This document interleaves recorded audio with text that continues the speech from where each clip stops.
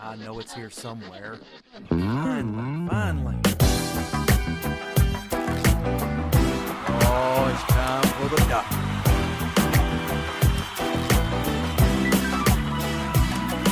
You're listening to Dr. Bill, the computer curmudgeon.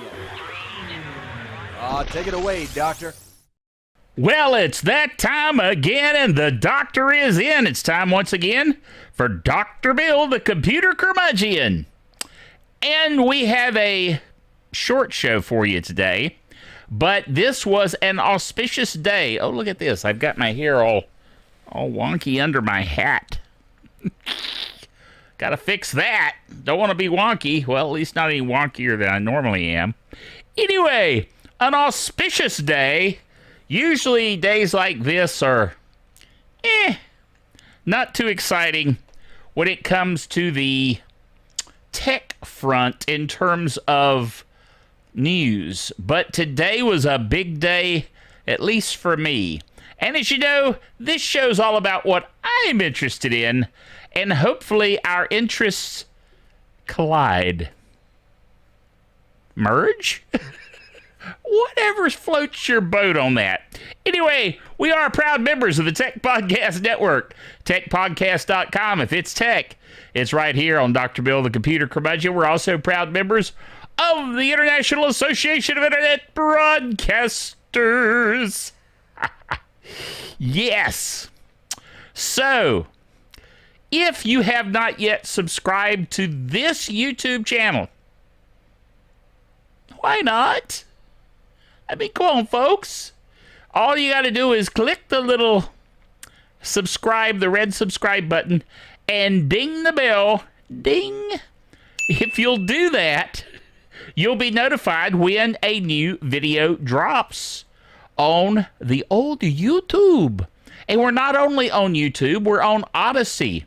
We're on Rumble. We're on BitChute. We're on Vimeo. We are so many places. We're spread like peanut butter. Anyway, we're all over the place. I am all over the place. But that's normal. At any rate, you can go to the blog. The blog is drbill.tv, drbill.tv, as it says there on the screen. Go there to be caught up on all things tech that I'm interested in. You won't find things that I'm not interested in. I just don't want to blog about those things. And this blog's for you. This blog's for you. So, there you go.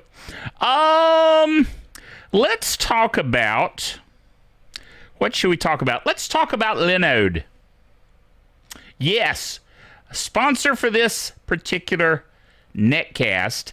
And Linode, this is a great deal. I'm telling you, $100 credit if you sign up through this link. Now, the link is right here, drbill.tv/Linode. If you go to that address and click through and sign up for Linode. Now, you may say, well, Dr. Bill, what's Linode? Why do I care?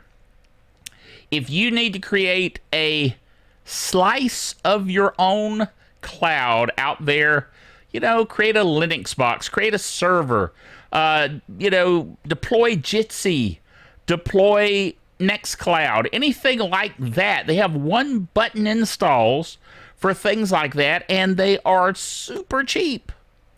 And if you click through this link, you will get $100 credit. Wow. Now, let me tell you, that lasts a long time on Linode. We're talking, most machines are like less than $5 a month to have out there as your own personal server out in the cloud. And that's with a dedicated IP address and a domain connection. Dude.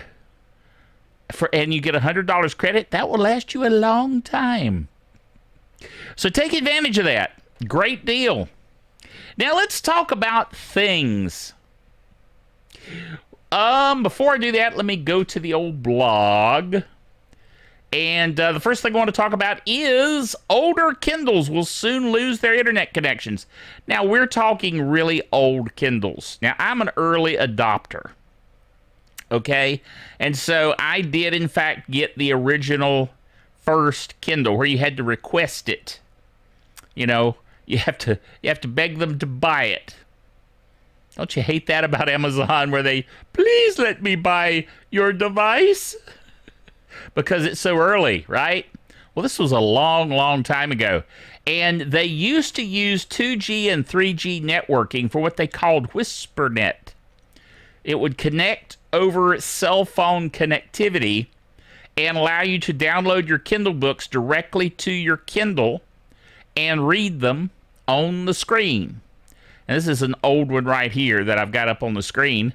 And you can see it looks old, doesn't it? There's something about that beigeish color that just looks old.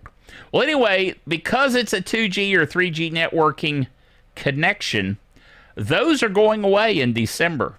Those connections will be going away. So this Kindle will become a brick. Sorry, but truth be known, I think most of us have moved on to newer models of Kindle. You know, the Paperwhite, or maybe a Kindle tablet, whatever. So it probably won't affect you, but old tech dies. This is a truth that we have to get used to. Old tech dies. As the card, as I like to call it, for the Netcast shows, old tech dies. So keep that in mind. Now, today, as I said, was an auspicious day. It is the day that Blackmagic Design released their new hardware. And there was a ton of cool new hardware. Now, as I said, I only talk about the things I'm interested in. Let me tell you, I am really interested in their 4K studio cameras. I've always loved the design of their studio cameras, and I've talked to a lot of pastors and a lot of churches about how to set up the best, highest quality. You know, I like to go under the the thought of nothing's too good for the Lord. You know what I'm saying? And so I recommend high-end equipment when they can afford it. Now, if they can't, I try to find them something that's cheaper, and still maintain a quality that is good and watchable. But these cameras that they announced today, that Blackmagic Design announced on their event, which they aired live on YouTube, wow. These cameras are awesome. Now, I've always loved the design of these cameras. They have 7-inch screens for viewfinders that you can see very clearly. Now they are touch screens for controlling the cameras.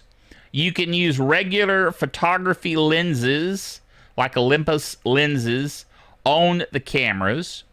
All right, and they have features that fit right in to what I call church video, basically.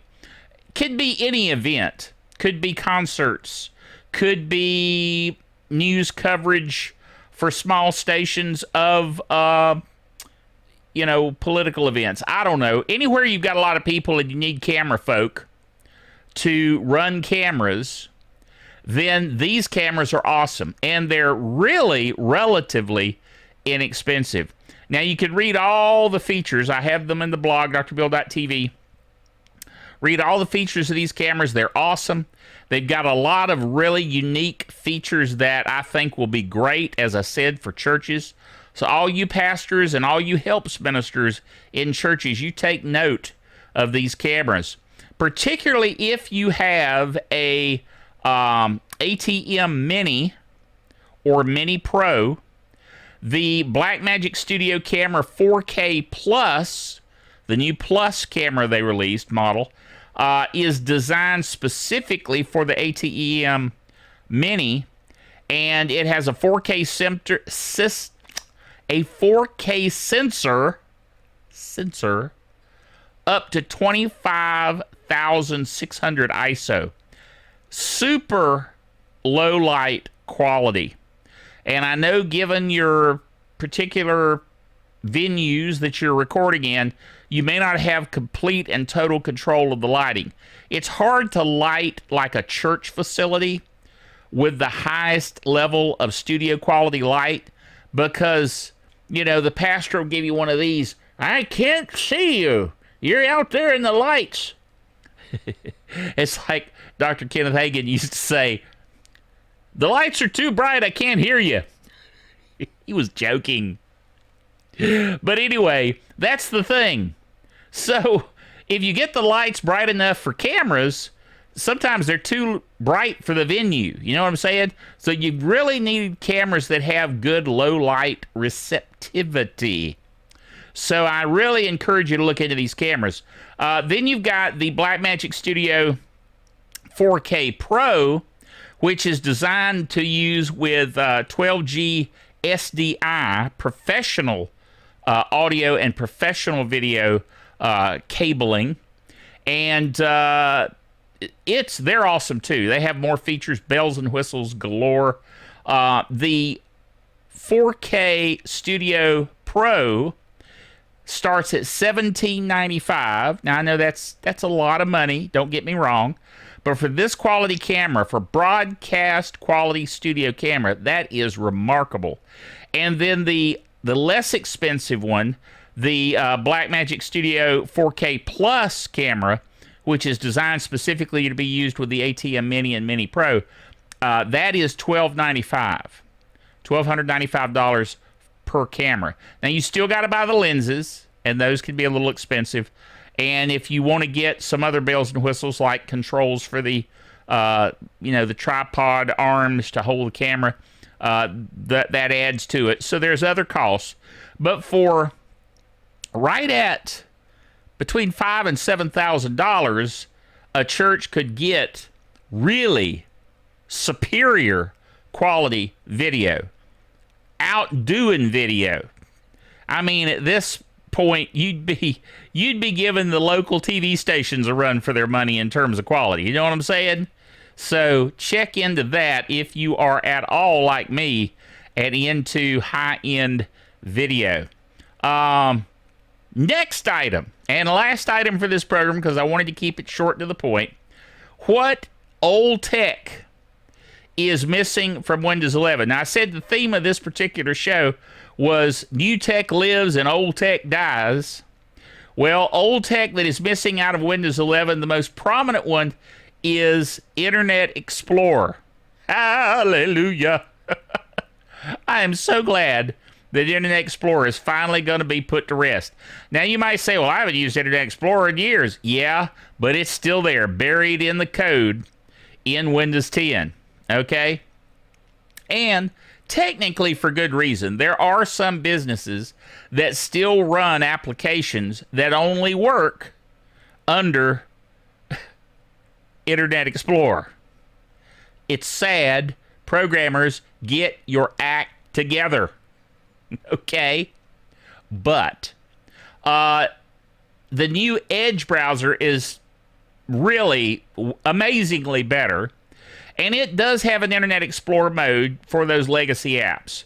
So you're not totally, up the creek when it comes to not having Internet Explorer anymore in Windows 11. The timeline. Now, I never use timeline. That's going away. I'm just going to go over these quickly. Live tiles, again, hallelujah. We're getting rid of those stupid live tiles. Never have cared for those. Start menu groups are being done away with. Quick status, taskbar location. The taskbar can be in one place and Windows 11 at the bottom of the screen. Now, you can move it to the left or move it to the center, but as far as moving it all around the screen, you can't do that. Tablet mode. Windows 11 won't include specific tablet mode, but it works well with tablets. They built that in, basically, so you don't need a special mode. Cortana. The Cortana Assistant isn't going to be gone entirely, but it definitely won't be part of the setup process anymore. Again, I'm so thankful that Cortana won't be popping up going, "Hi there, I can help you." And I always go, "Shut up and go away." So that will be going away. Windows S mode is, it's not completely going away, but that whole thought process of S mode is changing. And then Skype. Skype will technically still be available as a Windows app, but it won't be automatically buried and installed in Windows as it is now in Windows 10. And they are shifting their focus away from Skype and over to Teams. You're going to see Microsoft pushing Teams. Matter of fact, I get pop-ups all the time. Would you like to use Teams? Would you like to use Teams? Come on, use Teams. I'm like, go away. I use Jitsi. It's free. It's open source. I control it completely. Nobody's spying on me. I use Jitsi. So there. So anyway, this is the tech that's going away when we move to Windows 11. Old tech is dying. You can count on that. But new tech is coming, and I like the new tech, I gotta admit. Man, those Blackmagic cameras, dude, let me at them if I had the bucks. Now, I don't have the budget for it, so I won't be getting them. But somebody somewhere is gonna want those cameras, and I'm gonna help them get set up, and I'm gonna play with them. Yes, indeed. All right, that'll do it for this show. Hope you enjoyed it. Join us again next time. Remember, until the end, that the doctor is out of here.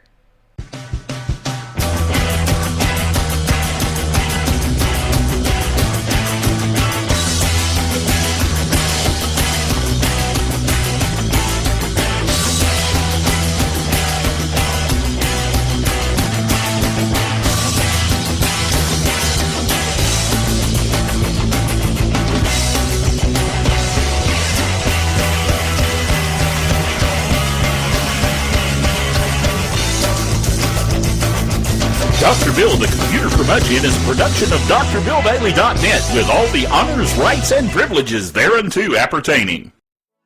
If you're watching us on YouTube, be sure to subscribe to our channel and ding the bell to be notified of future videos.